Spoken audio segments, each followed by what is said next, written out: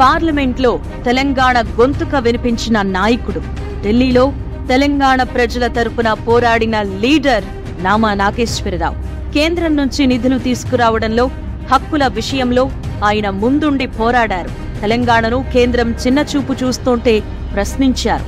మిగతా రాష్ట్రాలతో సమానంగా తెలంగాణను చూడాలని, సమానంగా నిధులివ్వాలని డిమాండ్ చేశారు. కేంద్రంతో కొట్లాడి తాను ప్రాతినిధ్యం వహిస్తున్న ఖమ్మం పార్లమెంటుకు కోట్లాది రూపాయల నిధులు తీసుకొచ్చి అభివృద్ధి చేశారు.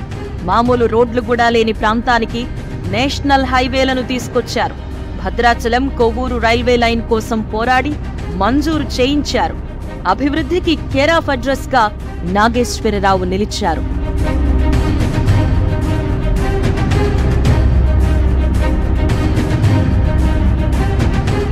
నాగేశ్వరరావు ఎంపీగా గెలవకముందు ఖమ్మంలో రోడ్ల పరిస్థితి దారుణంగా ఉండేది. రోడ్లు సరిగా లేక ప్రజలు తీవ్ర ఇబ్బందులు పడుతుండేవారు. రోడ్డు ప్రమాదాలు కూడా ఎక్కువగా జరుగుతుండేవి.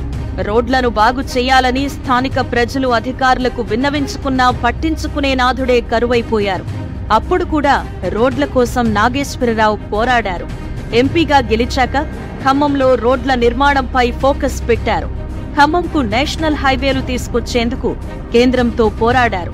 కేంద్ర ప్రభుత్వం నుంచి 8,000 కోట్ల రూపాయల నిధులు తీసుకొచ్చారు. 1 కిలోమీటర్ కూడా హైవే లేని ప్రాంతానికి ఏకంగా నేషనల్ హైవేలను తీసుకొచ్చారు. ఖమ్మం ప్రజల చిరకాల స్వప్నమైన భద్రాచలం కొవ్వూరు మధ్య రైల్వే లైన్ తీసుకొచ్చేందుకు నాగేశ్వరరావు ఎంతగానో కృషి చేశారు. ఈ లైన్ కు సంబంధించి కేంద్ర ప్రభుత్వానికి 120 లేఖలు రాశారు. ఎట్టి పరిస్థితుల్లోనైనా భద్రాచలం కొవ్వూరు రైల్వే లైన్ను మంజూరు చేసి తీరాల్సిందేనని కేంద్రం వద్ద పట్టుబట్టారు. రైల్వే మంత్రిత్వ శాఖ పట్టించుకోకపోయినప్పటికీ నాగేశ్వరరావు తన పోరాటం ఆపలేదు.